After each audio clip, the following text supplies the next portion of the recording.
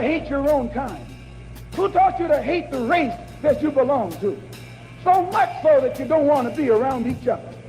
No, before you come asking Mr. Muhammad, does he teach hate, you should ask yourself who taught you to hate being what God gave you. Video, we are going to talk about 10 European rulers who were actually black. So before starting this video, please like the video and subscribe to our channel. All you've ever heard is that Europe is a land ruled by white people and that black-skinned people are immigrants there. Unless you're a historian, you probably take this as a fact. Or you may not have ever thought about it. Either way, there have been rulers that were black. And in this video, we are going to look at 10 of them. In cases where there are shortage of evidences of the rulers being black, the nomenclature can assist by indicating what they look like. Without further ado, let's look at the 10 black rulers that led in Europe. Number 10, Cadmus. We wanted to start the list off with someone that has had a major impact on Europe, allegedly. A figure of Greek mythology who got into history books primarily by taking the Phoenicians' alphabet and adapting it to form the written language of the Greeks.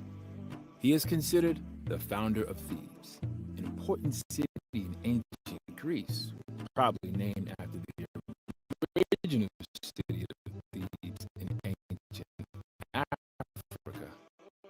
According to Greek mythology, he was the son of Agenor, a Chemite from Memphis, in Africa, son of Poseidon. His mother, Telephassa, was the daughter of Nilus deity of the river Nile in Africa. So based on his lineage, he was a descendant of Africans in a time when Greeks described their gods as well as the Chemites, or ancient Egyptians, as very dark-skinned people. Number 9, Europa.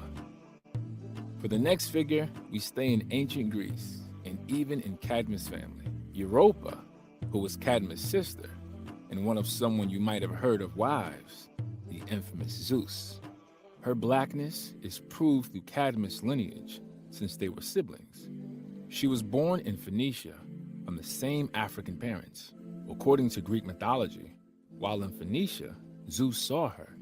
Astonished by her beauty, he turned into a white ox and approached her. He kidnapped her and took her to his land, where she became queen. It is believed that the continent of Europe was named after her. It may be a bit hard to believe today, but the European continent is named after a black queen. Please don't forget to miss the number 1, because it is gonna blow up your mind. Number 8, Hannibal Barca. Let's head out of Greek mythology and look at a more recent and perhaps a more well-known historical figure. The famous Hannibal Barca. Born in Carthage, or present-day Tunisia in Africa, around 247 BC, he was the son of Hamilcar Barca, a Carthaginian general at the time. As the son of a general, Hannibal was bound to take hold of the military, defend and preserve his land, and conquer others. And that was the case when he went to war with the Roman Empire, actually in a series of them, more popular known as the Punic Wars. He is known for his crossing of the Europe Alps using African elephants. At first, victory was on his side, and he managed to defeat Roman forces and even reached Rome's capital. At this point in time, he ruled over present-day Spain. He was about to defeat the mighty Roman Empire. But unfortunately, because of his patience, he let the Romans recover from their defeats. They recovered their land and forced Hannibal into exile. Later on, Hannibal will commit suicide rather than surrender to the Romans. The proofs of him being an African, aside from his birthplace, include a coin minted in Italy with his face on it, and that face was a black African man. Number 7, Danis. Danis was born, unlike the explorer rulers of his time, not in Phoenicia, but in Kemet, in Africa. He was the king of Libya in Africa, and was the son of King Belus. He had 2 brothers, Aegyptius, king of Arabia, and Cepheus, king of Ethiopia. This was a way for the Greeks to show the common origins of Libyans, Egyptians and Nubians, who are even considered as sons of Ham, father of all blacks in the Bible. So we have enough evidence to affirm that he was indeed black and African, according to the Greeks. According to Greek mythology, Danis is thought to have ruled the city of Argos in present-day Greece. Egyptius, Danis' brother, had 50 sons, and Danis had 50 daughters. Egyptius proposed a plan to marry his sons to Danis' daughters, 4 of which were the daughters of Europa. Danis refused and fled to Argos, which was ruled at the time, by a king called Pelasgus. That king, oddly enough, was succeeded by none other than Danis. It is also believed by some that the Argead dynasty might have something to do with Danis, meaning that he might be an ancestor to Philip of Macedon, whose son is none other than Alexander the Great. So, Danis the African was a very distant ancestor to Philip of Macedon and his son Alexander the Great. Before we proceed, we would like you to know that in ancient and medieval Europe, people who had a different skin color were named after terms that explained that their skin was black. Some rulers in this list are, aside from their official name, known as and were called Moors, meaning they were from the North and Western Africa. Others, especially in the Roman Empire, were named Niger or Afer, words that mean black. The word Afer might also be a root word for the naming of the whole continent of Africa. Number 6, Pescennius Niger. This emperor is said to have been the first black emperor of Rome. Although he didn't even last a year on the most powerful seat of Europe at the time, his rise to power was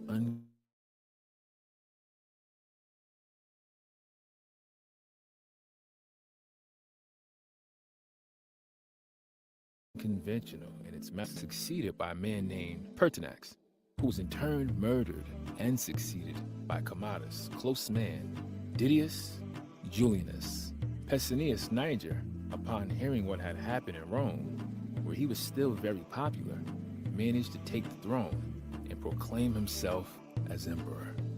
The empire was divided, and rivals started revolting from all corners. In a few months, Niger was murdered, and a new emperor was crowned. Niger was born in the Roman Empire, but the exact place is unknown. It is assumed that because of his dark skin, which is also the reason his name was Niger, meaning black, he was born somewhere in Africa. Another reason to believe that he was an African can be that he served in a higher position of government in Egypt during his earlier years. Before we move towards number 5, why don't you hit the subscribe button and turn on the notification bell so you get latest updates from us. Number 5, Marcus Ophelius Macrinus. As for Emperor Marcus, there is little to no doubt of him being an African. He was born in what is now known as Algeria, in a place now called Sirtium, although it was known as Caesarea when he was born. He ascended to the throne of the Roman Empire after a few years from when Pescennius Niger came to be emperor, 23 years to be exact, and lasted for just about a year on the throne, just like his fellow African. His reign was so short-lived that he didn't even manage to literally sit on the throne. He never went to Rome, the capital, as emperor. During his reign, he tried to resolve conflicts with neighboring kingdoms, Parthia and Armenia, in a diplomatic way, and succeeded for the most part. His diplomatic endeavors resulted in the depletion of the empire's treasury that led to a riot. His predecessor's aunt took advantage of the situation and managed to put her grandson on the throne. Macrinus was executed in the war that followed. However short his reign may be, he will be remembered as an African who held the highest power of his time. He was said to have been of Mari origin, meaning a Moor from Africa. Number 4, Nicephorus Phocas. Let's go from the Western to the Eastern Roman Empire. Now, we find a ruler who had a different policy of handling foreign affairs. Quite opposite to Macrinus, Nicephorus Phocas was a military general who successfully carried out a coup and went on to have a bitter relationship with his neighbors. A diplomat called Bishop Liutprand from Rome, who wanted to tie the Byzantines and the Romans with the royal marriage, was annoyed with the cold reception he got from Nicephorus. This bishop went on to describe the emperor as a pygmy who had a fat head and bristle hair, and more important to our cause, as being in color in Ethiopia, where he's trying to point out that he was very dark-skinned and might have been of African descent. Ethiopian was the word used by Europeans to describe Africans and dark skin. He was born from a Greek family in Cappadocia, present-day Turkey, but is taught by Greek history at the time. Most of these areas were populated with descendants of Africans, first settlers who mixed with other populations. To this day, numerous populations from Southern Europe still carry African haplogroups or DNA. This might be the explanation. Number 3. Charlotte Sophia, Queen of England. Among the rulers on this list of black rulers in Europe, this queen's story is famous. Queen Charlotte Sophia was born in Germany to a ruling family of a small state called Mecklenburg-Strelitz and married George III of England at the age of 17. This royal marriage was a courtesy of the English royal family, who did not want to marry the king to someone with political interest, and Charlotte Sophia seemed to be a perfect fit. She was directly descended from Margarida de Castro e Sousa, a black brand of the Portuguese royal house. She was described as a true mulatto, meaning mixed race. It was said that she had a large nose and that her lips were too thick.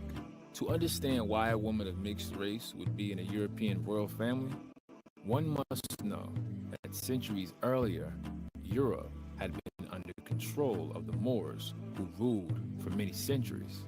Moors were African Muslims who had conquered Europe and influenced European politics. As a result, many of the rulers of Southern Europe countries, such as Portugal and Spain, were black or mixed race even after the Moors were expelled. And with intermarriage, it spread through other European royal families. Queen Charlotte had 15 children, including Prince Edward, father of Queen Victoria of England, the great-great-grandmother of Queen Elizabeth II, the current Queen of England. So black was present in this family long before Meghan Markle, but this has been kept under wraps. Number 2, Kenneth MacAlpin. Who would have thought that there were black kings in ancient Scotland? The truth is that the Moors were dominant in Scotland between the 9th and 10th century. One of them was known as King Kenneth MacAlpin. The Christian converted Moorish Pictish Kenneth MacAlpin was also called Niger Val Dubh, a surname which means the black man. He was the first king of the Scott Alpin dynasty. According to the Scottish archaeologist David MacRitchie, Alpin, the father of Kenneth MacAlpin, was a half-black Piat and half-black Scotch, whose son Kenneth was the first to merge the two foremost branches of the blacks in Scotland. The forefather of Kenneth MacAlpin and all of his descendants was Fergus More, who is known as the first king of Scotland. When we study the etymology of his name, More, we notice that it means Moor or Moorish, which is black or black people. It is said that the plural of Moor is Morak, a word in Hungarian that means Moors, leading to black people again. Scholars prove that there is a very strong relationship between Scottish and Hungarian languages. All this proved that what we said was true. When Kenneth MacAlpin died, his younger Moorish brother, Donald I, succeeded him. It is a historical fact that Niger Val Dubh lived and reigned over certain black divisions in Scotland. and that a race known as the Sons of the Blacks succeeded him in history. It is understood that he was the son of the King of Scotland in the 10th century, Malcolm I. He took the throne from King Indolf in 962. The claim that he was black is strengthened by the fact that his name Dub literally means the black. Number 1. Septimius Severus. Perhaps the one ruler that could make historians reach a consensus as to his being black and also his being a ruler is Septimius Severus. He was a Roman emperor and was born in a place called Leptis Magna, present-day Libya, and was an expansionist. He would wage war after war and was successful in most of them. The empire extended more in his time than in any other emperor. Although he was from Africa, it should not be assumed that he fought all the way through the ranks. He came from a wealthy family with some Italian descent.